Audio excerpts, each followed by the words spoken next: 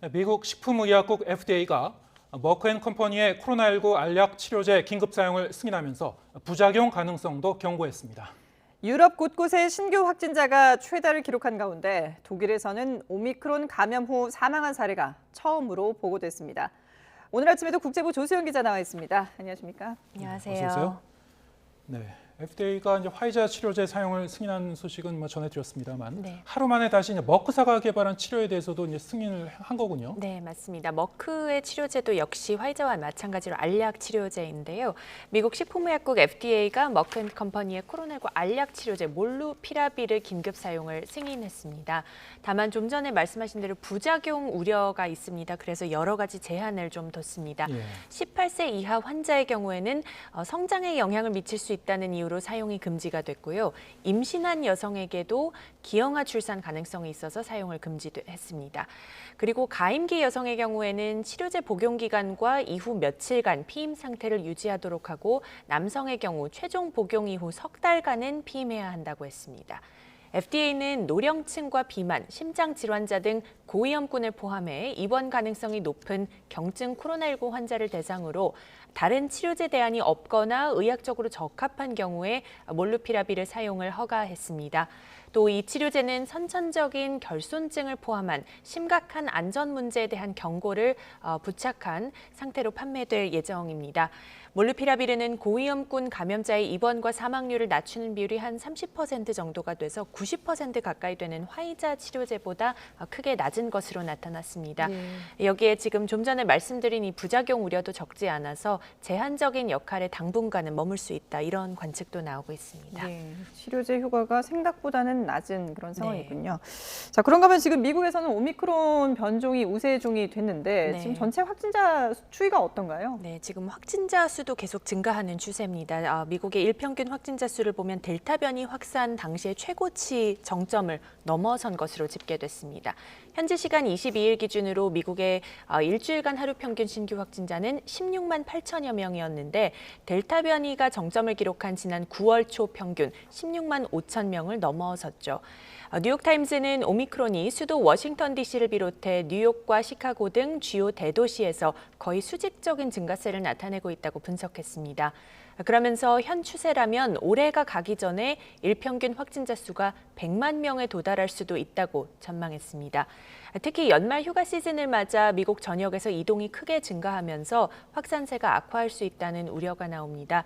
미국 교통안전청에 따르면 22일 기준 항공기를 이용한 탑승객은 208만여 명으로 팬데믹 이전인 2019년 같은 날 193만 7천여 명 수준을 넘어섰습니다. 네, 그런가 하면 유럽 각국에서도 오미크론 이제 확산세가 이어지고 있는데요. 이러다 보니까 이제 확진자 규모가 갈수록 불어나고 있죠. 네, 그렇습니다. 프랑스와 영국에서 신규 확진자 수가 또다시 최다를 기록했습니다. 프랑스에서는 다음 주쯤 오미크론이 우세종이 될 것으로 전망되고 있는데 현지 시간 23일 코로나19 신규 확진자가 8만 8천 명을 기록했습니다. 그리고 영국에서도 신규 확진자가 11만 9,700여 명으로 10만 6천여 명으로 증가했던 하루 전 기록을 또다시 넘어섰습니다. 영국에서는 이미 오미크론이 아시다시피 우세종인데 오미크론 감염 사례가 하루 사이 16,800여 명 추가돼서 총 9만 900여 명으로 늘었습니다. 다만 영국 보건안전청은 오미크론 감염자가 입원할 확률은 델타 변이와 비교를 했을 때 50%에서 70% 정도 낮다고 밝혔습니다. 응급실에 갈 확률은 델타 변이보다 31%에서 45% 정도 적은 것으로 나타났습니다. 11월 이후 오미크론과 델타 변이 감염 사례를 분석한 연구 결과라고 하는데요.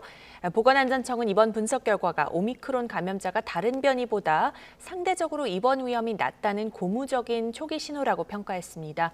그러면서도 중증으로 발전할 가능성이 앞으로 더 증가할 수는 있다면서 지금까지 오미크론 감염자 대부분이 40세 이하이지만 앞으로 만약 고령층이 감염되기 시작하면 어떻게 될지는 불확실하다고 언급했습니다. 그러니까 아직까지는 중증으로 발전하는 환자 수가 그렇게 많지는 않지만 그래도 네. 여전히 위험한 가능성은 있다는 건데 네. 실제로 독일에서도 또 오미크론으로 인한 사망자가 나오지 않았습니까? 네, 그렇습니다. 이번에 발생한 사망자는 그래도 고령층이긴 한데요. 예. 독일 보건당국은 현지 시간 23일 오미크론 감염 이후 첫 사망 사례가 발생했다고 밝혔습니다. 사망자의 정확한 나이는 알려지지 않았는데 60세 이상 그리고 79세 이하 이 사이인 것으로만 알려졌고요. 다른 신상 정보는 공개되지 않았습니다. 현재까지 독일 내 오미크론 감염자는 3,198명으로 하루 만에 810명이 늘었습니다. 이 가운데 병원에서 치료를 받은 환자는 48명이 되고요. 어제 전해드린 대로 독일 당국은 3주 내에 오미크론이 우세종이 될 것으로 보고 있어서 긴장감이 계속 이어지고 있는 분위기입니다. 네, 이런 가운데 이탈리아에서도 머지않아 오미크론이 우세종이 될 거다 이런 전망이 나왔다고요? 네, 맞습니다. 이탈리아 보건당국 통계를 보면요. 이달 6일에 기준으로 해서 오미크론 비중이 전체 신규 확진자의 0.19%에 불과했는데 20일에는 28%까지 올랐습니다. 이틀마다 감염 건수가 2배씩 증가하는 패턴을 보이고 있습니다.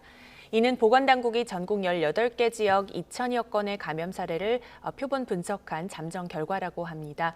실비어 브룰사페로 이탈리아 국립고등보건연구소 소장은 오미크론이 매우 빠른 속도로 퍼지고 있다는 점을 뒷받침하는 통계라며 짧은 시일 안에 우세종이 될 것으로 내다봤습니다.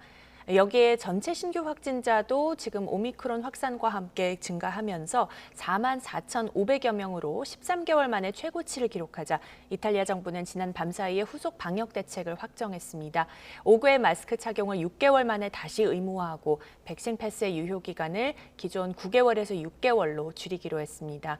아울러 지금 연말연시가 다가오고 있는데 내년 1월 31일까지는 많은 인파가 모이는 광장에서 축제나 파티가 금지되고 디스코텍과 나이트클럽도 운영이 중단됩니다. 예.